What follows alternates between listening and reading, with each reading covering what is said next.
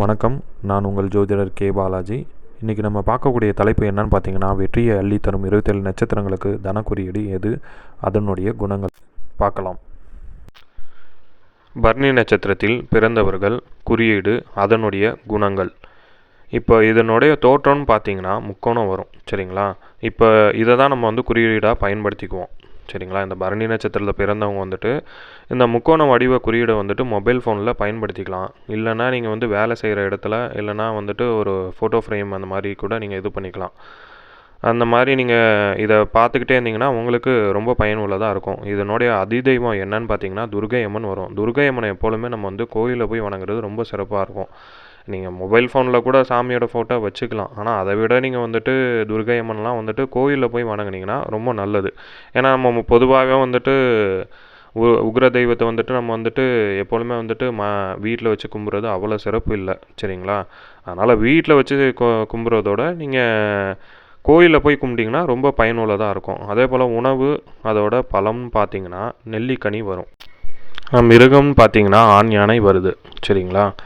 விருட்சம்னு பார்த்தீங்கன்னா நெல்லி மரம் வரும். இந்த நெல்லி மரத்துக்கு அடியில் நம்ம உட்காந்தோன்னா அது நம்மளுக்கு பயனுள்ளதாகவும் இருக்கும். ஏன்னா எப்பொழுதுமே நம்மளுக்கு நெல்லி மரம் ஒரு விருட்சம் வந்தாலே நம்ம அந்த மரம் சம்மந்தப்பட்டு வரப்பே நம்ம அந்த மரத்துக்கு அடியிலையோ அந்த மாதிரி நம்ம இல்லை அந்த மரத்துக்கு நீங்கள் தண்ணி ஊற்றுறதுனாலையோ அது ரொம்ப பயனுள்ளதாக இருக்கும். அந்த மரத்தை நீங்கள் வளர்த்துட்டு வந்தாலே ரொம்ப பயனுள்ளதாக இருக்கும்.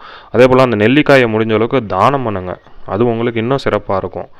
அப்போ இந்த நெல்லி மரத்துக்கு அவ்வளோ சிறப்பு இருக்குது, சரிங்களா? ஏன்னா நம்ம பொதுவாக பார்த்தோன்னா நம்ம காம்பவுண்ட் சுவருக்கு வெளியில் பார்த்தீங்கன்னா இருக்கும் இயல்பாகவே. இல்லைனா நம்ம வீட்டுக்கு உள்ளே நம்ம மரம் வச்சு வளர்ப்போம், கரெக்டுங்களா?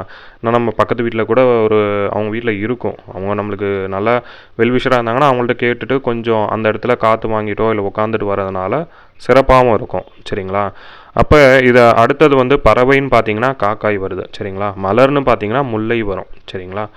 பரணி நட்சத்திரத்தில் பிறந்தவர்கள் குணங்கள்னு நீங்கள் பார்த்துக்கிட்டிங்கன்னா பரணிக்கு சுக்கிரன் தான் அதிபதி, சரிங்களா? அந்த சுக்கிரன் அதிபதியாக இருக்கிறதுனால அந்த பரணி நட்சத்திரக்காரங்க நல்லா அழகாக இருக்கணும், நம்ம நல்லா க்ளீன், அந்த சுத்தபத்தமாக இருக்கிறதெல்லாம் கடைப்பிடிப்பாங்க. அந்த மாதிரி எண்ணம் உடையவங்களாக இருப்பாங்க. அதே போல் அந்த கலை மற்றும் இசை இது மேலாம் நிறைய ஆர்வம் கொண்டவங்களாக இருப்பாங்க. ஸோ அதில் நடிக்கக்கூறவங்க, இப்போ நடிப்பில் இருக்கவங்க, நாடகத்தில் நடிக்கிறவங்களாக இருக்கலாம், இல்லை பாட்டு பாடுறவங்களாக கூட இருக்கலாம், அந்த மாதிரி இருக்கலாம், சரிங்களா? ஸோ இவங்க என்னென்னா எப்பொழுதுமே ஒரு சுறுசுறுப்பாக இருப்பாங்க. அதே போல் ஒரு ஹானஸ்ட்டு பர்சனாக இருப்பாங்க.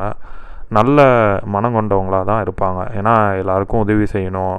நிறையா பேர்த்துக்கு அந்த மாதிரி உற்றார் உறவினர்கள் இருக்கட்டும், இல்லை நண்பர்கள் இருக்கட்டும், இந்த மாதிரி விஷயத்துக்கு நிறையா பப்ளிக்காக இருக்கட்டும், இந்த மாதிரி உதவி செய்கிறதுல ஒரு நல்ல மனம் கொண்டவங்க, சரிங்களா? இவங்க எப்பொழுதுமே இந்த லக்ஸுரியான லைஃப்பை வாழணும்னு விரும்புவாங்க. அந்த மாதிரி ஒரு தாட் இருக்கும் அவங்களுக்கு, அந்த மாதிரி இருக்கும். இவங்க எப்பொழுதுமே கொஞ்சம் சுறுசுறுப்பாக இருப்பாங்க, சரிங்களா?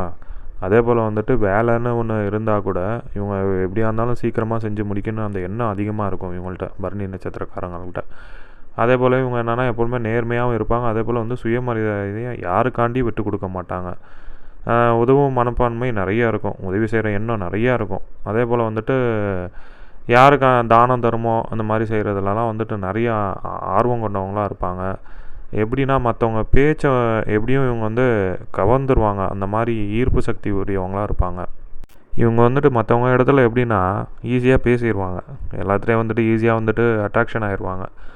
நல்லா அந்த பேசி மற்றவங்கள கன்வே பண்ணுற விதம் இவங்களுக்கு ரொம்ப வரும். அதனால் பேச்சாற்றல் நிறையா இருக்கும். மற்றவங்கள கன்வே பண்ணுறது ரொம்ப ஒரு ஈஸியான மனப்பான்மை உடையவங்க தான் இவங்க, சரிங்களா? அதே போல் ரொம்ப தைரியமும் நிறையா இருக்கும். அதே போல் ஸ்ட்ரைட் ஃபார்வர்டு பர்சனு. சில சமயத்தில் குருட்டு தைரியமும் நிறையா இருக்கும். எதை இருந்தாலும் பார்த்துக்கலாம் அப்படி அந்த தைரியம் இவங்கள்ட்ட ரொம்ப இருக்கும். அவங்களோட வேலையை அவங்களே முடிக்கணும்னு நினைப்பாங்க. ஏன்னா அது அவங்களுக்கு அந்த தனியாக விட்டால் எதையும் செஞ்சு முடிக்கக்கூடிய ஒரு மனப்பான்மை உடையவங்களாக தான் இருப்பாங்க. பரணி நட்சத்திரத்தில் பிறந்தவங்க எப்படின்னா, பரணியில் பிறந்தவங்க தரணியை ஆளுவாங்கன்னு ஒரு பழமொழியும் இருக்குது. அந்த மாதிரி தன்னம்பிக்கை உடையவங்களாக இருப்பாங்க இவங்க. இப்போ பரணி நட்சத்திரத்தில் பிறந்தவங்களோட தன குறியீடு மற்றும் பரிகார ஸ்தலத்தை பற்றி பார்க்கலாம், சரிங்களா? இந்த குறியீடு எதுன்னு பார்த்தீங்கன்னா கட்டில் தான் வரும். சரிங்களா? அந்த கட்டில் 4 கால் இருக்கும். அந்த 4 காலை நீங்கள் பார்த்துக்கிட்டிங்கன்னா சிறப்பு. இல்லைனா அந்த முன்னங்காலை வந்துட்டு 2 காலையும் நீங்கள் பார்த்துக்கிட்டிங்கன்னா சிறப்பாக இருக்கும். இந்த மொபைல் ஃபோனில் பயன்படுத்திக்கிட்டிங்கன்னா ரொம்ப சிறப்பாகவும் இருக்கும். சரிங்களா? அதே போல் வந்துட்டு இதை பயன்படுத்த நல்லா உங்களுக்கு தனவரவு நிறையாவும் இருக்கும். அந்த பரணி நட்சத்திரத்தில் பிறந்தவங்கள. அதே போல் இந்த உத்திரம் நட்சத்திரத்தில் பிறந்தவங்களோட கோயில் பரிகார ஸ்தலம் எதுன்னு பார்த்தீங்கன்னா திருவாரூர் உத்திராபதி கோயில் இருக்குது. சரிங்களா? அந்த கோயிலுக்கு அட்லீஸ்ட் ஒரு 6 மாதத்துக்கு ஒரு வருஷத்துக்கு ஒரு தடையாச்சும் போயிட்டு வந்தீங்கன்னா மிக சிறப்பாகவும் இருக்கும். அதே போல் வந்துட்டு உங்கள் சுய ஜாதகத்தை நீங்கள் எடுத்து பார்த்துக்கிட்டிங்கன்னா நல்லது. சரிங்களா? ஏன்னா இது வந்து தனக்குறியீடு எதுன்னு நான் உங்களுக்கு கொடுத்துட்டேன். அதே போல் வந்துட்டு இது ஒரு இந்த நட்சத்திரத்தில் நீங்கள் பயன்படுத்திக்கோங்க.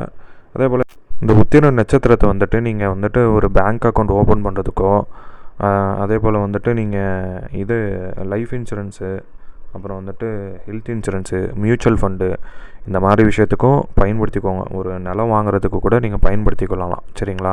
அதே போல் வந்துட்டு இந்த சூட்சுமத்தாரை பலன்லேருந்து தான் உங்களுக்கு இந்த தனக்குறியீடு உங்களுக்கு வந்து ஜென்ம நட்சத்திரத்தை அடிப்படையில் தான் வந்துட்டு இந்த நம்ம பிறந்த நட்சத்திரத்தை வச்சு உங்களுக்கு இந்த தனக்குறியீடும் எடுத்து சொல்லியிருக்கேன். சரிங்களா? இதை நீங்கள் முழுமையாக தெரிஞ்சுக்கணும்னு நினச்சிங்கன்னா ஏன்னா தொடர்பு கொள்ளுங்கள். சரிங்களா? ஏன்னா உங்களோட சுய ஜாதகத்தில் எது வந்து 100% வேலை செய்யும், 50% வேலை செய்யும், 75% உங்களுக்கு எது உதவி செய்யும், அந்த நட்சத்திரத்தை வந்து நம்ம பார்க்கணுன்னா உங்களோட சுய ஜாதகத்தை எடுத்து ஆய்வு பண்ணி பார்த்தா மட்டும்தான் முடியும். சரிங்களா? அடுத்த வீடியோ பதிவில் நம்ம அந்த கார்த்திகை நட்சத்திரத்தை பற்றி பார்க்கலாம். ஏன்னா அந்த 27 நட்சத்திரங்களுக்கும் ஒவ்வொரு நட்சத்திரங்களுக்கும் பதிவு போட்டால் தான் உங்களுக்கு புரியும் நான் நம்புகிறேன். நன்றி, வணக்கம். மீண்டும் நம்ம அடுத்த வீடியோவில் சந்திப்போம்.